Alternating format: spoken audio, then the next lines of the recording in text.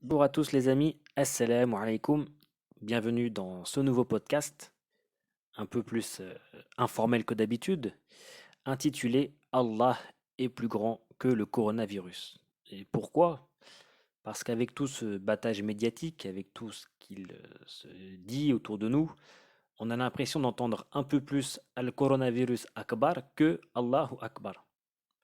On fait beaucoup les louanges et la gloire du coronavirus, de la puissance de ce coronavirus qui vient envahir la planète, et on oublie de glorifier celui qui mérite la gloire et les louanges, Allah Azzawajal. On oublie de dire Allahu Akbar. Donc, pour commencer ce podcast, on va dire Alhamdulillahi Rabbil Alamin Ar-Rahman Ar-Rahim Maliki Yawmiddin. C'est Allah le plus grand de tout. C'est lui qui met dans nos cœurs l'apaisement en ces temps troublés. C'est lui qui va venir nous rassurer, c'est lui qui apporte la guérison aux malades, et c'est lui qui donne du sens à l'épreuve, Azzawajal, qu'il soit loué, glorifié, exalté dans sa gloire. Ce coronavirus, cette crise du coronavirus, du Covid-19, doit nous inviter à réfléchir, non pas sur ce coronavirus, il y a des équipes de scientifiques partout dans le monde pour cela, mais plutôt sur les manquements, les difficultés que cette crise va venir exacerber. La première chose, c'est que, on le voit bien, le modèle libéral, mondialiste, capitaliste a ses limites. On voit comment cette crise, comment ce virus microscopique a mis le monde en faillite, en panique, en échec. Les bourses du monde entier sont devenues folles. Et peut-être est-ce là un signal d'alarme pour nous dire qu'il est grand temps de changer de modèle, de changer de paradigme. Et ce qui est dramatique, c'est que dans la tradition islamique, dans le Coran, dans la Sunna, nous avons tout ce qu'il faut. La sagesse islamique est en mesure d'accompagner et d'inspirer tout type de modèle politique, tout type de forme étatique.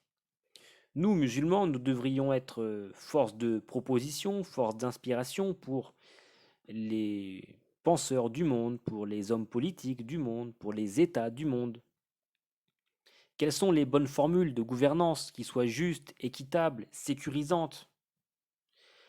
Tout cela est un travail qu'il faut mener. Beaucoup de gens y contribuent déjà, mais cette crise doit nous faire comprendre que ce travail-là devient urgent. Et dans l'islam, nous avons tant de choses à dire, et il y a tant de musulmans dans notre pays et dans tous les pays du monde qui sont formés, sensibilisés à ces choses, qui ont des choses à dire, à partager. Et il y a tant de musulmans qui aimeraient parler. Nous leur disons, mais prenez la parole. Avec l'outil Internet, maintenant, il est devenu aisé de discuter, de s'enrichir les uns les autres par les connaissances que nous pouvons partager. Maintenant, venons-en au virus en lui-même, ce fameux coronavirus. Il y a deux attitudes à éviter absolument. La première, c'est de tomber dans une psychose anxiogène qui n'apporte rien de positif. Parce que en état de stress avancé, on ne fait rien de bon, rien de lucide, rien d'éclairé. La deuxième chose à éviter, c'est, comment dire, l'insouciance. L'insouciance car dès lors que une personne insouciante est confrontée au coronavirus ou aux conséquences de la crise du coronavirus, et c'est là que vient la panique également. Soit parce que la personne ou l'un de ses proches devient malade, ou soit parce que, eh bien, pour les mesures suite aux mesures de restriction qui sont imposées par l'État, il devient compliqué de trouver un paquet de pâtes ou une bouteille d'huile. Donc, il faut quand même être lucide et conscient du virus, qui n'est pas une simple grippe, mais qui n'est pas non plus la grippe espagnole, qui n'est pas non plus la peste noire, mais qui n'est pas qu'un simple rhume. Il faut être lucide sur cela, mais également lucide sur la situation. S'organiser pour faire face à la situation. Et puisque nous parlons de s'organiser, nous voyons également comment cette crise du coronavirus, en tout cas dans notre pays, en France, mais pas que chez nous, un petit peu partout dans le monde, comment les mesures qui visent à endiguer cette crise ont mis en avant tout ce que nous avons perdu. Les enfants n'iront pas à l'école cette semaine. Et on voit bien à quel point il est difficile d'organiser des réseaux de solidarité pour faire garder les enfants. On voit bien à quel point le fait que le grand capital ait mis les femmes au travail pour en faire d'elles, pour élargir le pouvoir d'achat des ménages, on voit bien à quel point cette démarche a des conséquences dès lors que l'humanité est confrontée au réel, qu'il s'agisse d'enjeux climatiques, d'enjeux sanitaires ou autres. On voit bien à quel point ce mode de vie que nous vivons, que nous subissons, n'est pas naturel et produit une instabilité dès que la crise arrive. Donc nous le disons, où est passé la rahma? Où est passé la miséricorde? Où est passé le civisme? Nous voyons toute l'année des incivilités se produire, mais il est vraiment dramatique de voir que les incivilités perdurent au moment même où il faut faire un effort de civisme dans le cadre d'un effort de solidarité nationale. Les gens ne font pas attention aux simples mesures d'hygiène. Donc tout cela aussi, il faut le travailler dans nos foyers, dans notre entourage, avec nos enfants. Et là aussi, nous autres musulmans, nous devrions être leaders en la matière. Et Inch'Allah, nous le serons. Par rapport au virus, revenons à la sunna prophétique. Dans un hadith rapporté par l'imam Bukhari, hadith numéro 5728 du recueil, le prophète sallallahu alayhi wa sallam nous dit: lorsqu'il y a la peste dans un pays, ne vous y rendez pas. Et lorsqu'il y a la peste dans un endroit dans lequel vous êtes, ne quittez pas cet endroit. Ainsi donc, on comprend aisément que le confinement est une tradition prophétique. Les mesures adoptées par les gouvernements du monde pour endiguer cette crise sont des mesures de bon sens. Néanmoins, on peut s'interroger sur la manière dont certains pourraient exploiter les conséquences de cette crise. C'est un autre sujet. Peut-être l'aborderons-nous une prochaine fois, mais pas aujourd'hui. Aujourd'hui, nous sommes dans des circonstances de l'urgence. Et l'urgence, avant tout, c'est d'éviter de tomber malade et d'éviter également que les conséquences de cette crise ne viennent mettre en péril nos vies, nos équilibres familiaux. Et là, en tout cas, profitons des aspects positifs de cette crise. Les écoles sont fermées, et cela veut dire que nous pourrons passer plus de temps avec eux. Nous devrons prendre le relais des enseignants pour continuer, pour faire un suivi pédagogique, pour faire une continuité scolaire avec eux. Eh bien, écoutez, n'est-ce pas là une bonne occasion de tisser des liens plus forts, des liens familiaux? Pour ceux qui sont déjà en difficulté avec leurs enfants, avec leur époux ou avec leur épouse, le moment est venu de prendre sur soi, de faire un effort. Il faut éviter que les choses s'aggravent. Donc le moment est venu de discuter, de se comprendre, de s'entendre. La maladie touche à peu près toutes les classes d'âge. Avec le recul que nous avons, notamment avec ce qui se passe en Italie et en Espagne, maintenant nous savons qu'il y a deux tranches d'âge qui sont plus fragilisées. Les 65-85 ans et les 35-45 ans. Avec cette crise sanitaire, beaucoup s'interrogent sur la manière dont notre système de santé prend en charge le soin. Beaucoup s'interrogent sur la médecine. Effectivement, quand une maladie circule, on n'a pas envie de l'attraper. Et il faut bien comprendre que Allah subhanahu wa ta'ala dit dans le Coran Karim: لَقَدْ خَلَقْنَا الْإِنسَانَ فِي أَحْسَنِ تَقْوِيمٍ. Nous avons créé l'homme dans une forme parfaite. Ça veut dire que l'homme, dans sa structure, dans son être, dans sa nature, a tout ce qu'il faut pour faire face à son destin. Le corps humain est un support à partir duquel l'homme va pouvoir faire face à son destin. Faire face à son destin, ça veut dire accomplir son destin, réaliser ce que nous devons réaliser. Et au sens large, c'est établir le royaume de Dieu sur terre, honorer la gloire de Dieu sur terre, mais également faire face eh bien, à toutes ces petites choses du quotidien, les contrariétés du quotidien, les aléas du quotidien. Et en matière de maladie, nous avons un système immunitaire inné qui sera complété ensuite par un système immunitaire acquis. Voilà pourquoi il n'est pas forcément mauvais de tomber malade. Mais enfin, il faut adopter un style de vie qui nous permet de faire face à la maladie. Et pour cela, nous allons prendre quelques secondes pour réfléchir à ce système immunitaire. Rappelons que le corps humain, notre santé, tout cela sont un dépôt que Allah Azza wa Jal nous donne pour pouvoir vivre et pour pouvoir affronter notre quotidien. Il faut entretenir notre corps, éviter de l'empoisonner et éviter d'empoisonner notre système immunitaire. Il y a actuellement un poison qui circule, un poison qui crée une situation mondiale catastrophique, un véritable carnage. C'est l'empoisonnement au sucre. Le sucre est le plus grand poison contre le système immunitaire. Il faut absolument ralentir la consommation de sucre et plus généralement diminuer la consommation de glucides.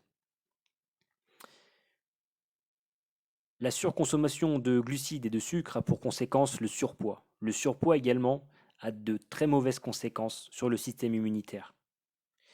Le surpoids n'est rien d'autre qu'un déficit de masse musculaire par rapport à la masse grasse.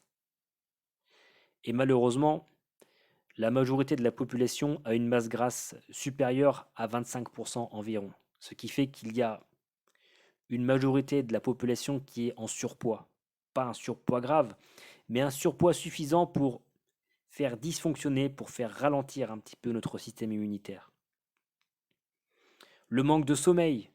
Il faut dormir suffisamment. Le sommeil, c'est pas simplement se reposer. Il y a toute une vie hormonale qui s'enclenche, qui se déclenche à partir du sommeil. Quant à l'activité physique, même chose. Il s'agit de marcher, de courir pour ceux qui le peuvent, faire un peu de sport. Achetez-vous une corde à sauter, achetez-vous des élastiques de musculation, allez à la salle de sport, allez un petit peu courir. Mais ne restez pas sans activité physique. C'est très important de s'entretenir physiquement. Nous allons y revenir après. Évitons de manger trop régulièrement, même en petite quantité. Manger trop régulièrement, trop souvent crée une insensibilité à l'insuline, et ça aussi, le système immunitaire n'aime pas. Ne jamais rester 12 heures sans manger. Il est important de laisser au moins 12 heures par jour sans rien faire rentrer d'alimentaire dans notre bouche. Là aussi, il y a tout un enjeu hormonal qui se joue derrière cela. Et enfin, ne jamais jeûner. Beaucoup de gens passent toute une vie sans jeûner une seule journée. C'est anormal. Il est anormal de ne pas jeûner. Nous avons en islam le jeûne du mois de Ramadan et le jeûne du mois de Ramadan est la meilleure des choses. C'est un moment qui allie spiritualité, bon mode de vie alimentaire, échanges familiaux, prières. Mais dans la vie quotidienne, il faut aussi mettre ces moments d'organisation alimentaire. Ainsi donc, intéressez-vous aux jeûnes intermittents, par exemple. Nous allons proposer quelques pistes pour booster le système immunitaire. Le jeûne intermittent, avec toute la stimulation hormonale que cela va déclencher, le glucagon, l'hormone de croissance, la testostérone qui sont boostées par le fait de jeûner. Et toutes ces hormones sont très favorables au système immunitaire, de même que le déclenchement de l'autophagie à partir de 10-12 heures de jeûne, le corps commence à éliminer peu à peu les cellules dysfonctionnantes. Ayez une alimentation équilibrée avec au moins 0,8 g de protéines par poids de corps, avec une fenêtre alimentaire en conséquence pour calculer vos macronutriments. Ne dépassez pas 150 à 200 g de glucides par jour. Limitez les calories vides, c'est-à-dire l'oasis, ce genre de choses. Je ne dis pas de supprimer, mais limiter ces calories vides. Mangez des fruits, des légumes, des fibres, des légumineuses, des céréales complètes, hein, mangez du pain complet, dormez 6 à 7 heures par jour minimum, si possible d'affilée. Évitez le stress, trop de stress égale trop de cortisol, et trop de cortisol dans le corps égale un système immunitaire qui ne peut pas fonctionner correctement. Voilà pourquoi les gens stressés sont tout le temps des gens malades. De même que malheureusement les gens qui ont un surpoids trop important sont très souvent malades. Il faut donc prendre soin de son système hormonal, prendre soin de son système digestif. Et donc prendre soin de soi revient à prendre soin de son système immunitaire, prendre soin de sa foi également. Un corps qui est entretenu correctement est un corps qui est plus à même de faire la prière dans de meilleures conditions, d'être plus disponible pour ses enfants, pour sa famille, pour ses amis, pour son voisin, d'être plus patient au travail. C'est important de prendre soin de soi, ça aide dans sa pratique religieuse quotidienne, c'est nécessaire. N'oubliez pas, le corps est un dépôt. Quelques compléments alimentaires. Premièrement, pardon, pour le côté détox, il y a le charbon actif pour nettoyer les intestins. Parce que les intestins, lorsqu'ils sont trop encrassés, déjà ils n'assimilent pas correctement les nutriments. Et surtout, des intestins encrassés vont créer une fatigue chronique et toutes sortes de dérèglements intérieurs qui là aussi vont mettre en danger le système immunitaire.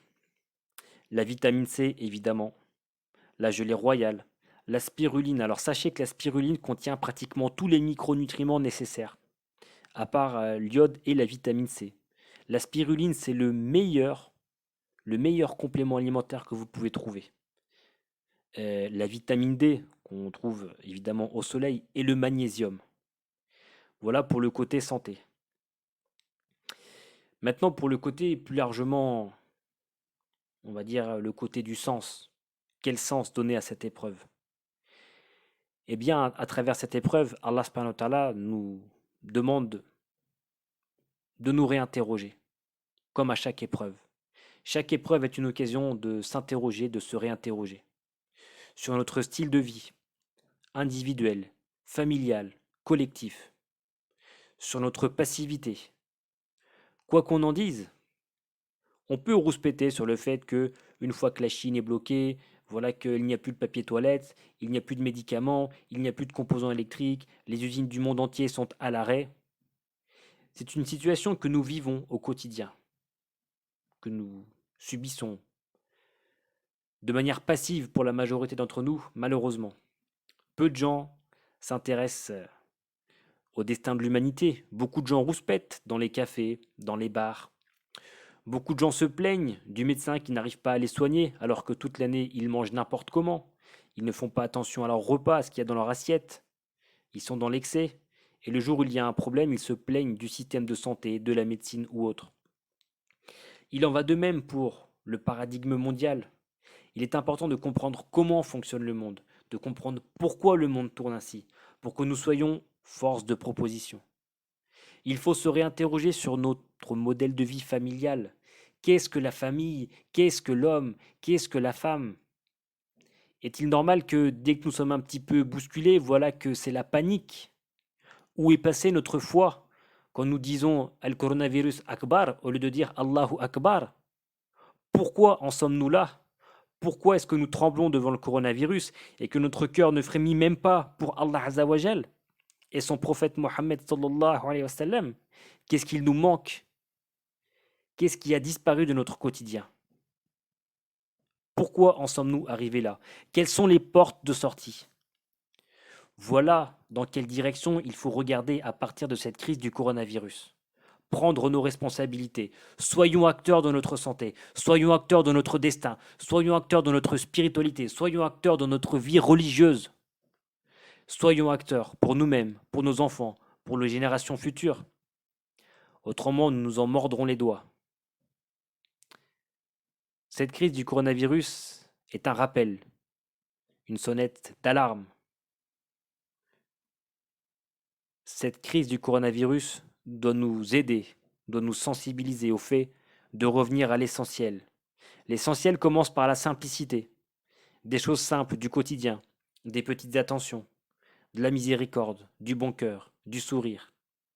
prendre ses responsabilités, passer du temps avec sa femme, avec son mari, avec ses enfants, s'intéresser à ce que font nos enfants, s'intéresser au programme scolaire, s'intéresser à sa femme, à la vie de sa femme, à son mari, à la vie de son mari, s'intéresser à son voisin, à la voisine, à la grand-mère du premier qui est toute seule, au grand-père qui habite en face, qui est peut-être tout seul, s'intéresser aux autres, s'intéresser au monde, s'intéresser à l'avenir, s'intéresser aux générations futures, avoir le souci de ce que nous allons léguer aux autres, pour ne plus trembler lorsqu'il y aura un Covid, je ne sais combien, ou toute autre maladie qui va venir, éprouver notre capacité à faire acte de solidarité entre nous tous. Chers camarades, chers amis, que ce coronavirus, Inch'Allah, soit pour nous le moment du réveil. À très bientôt.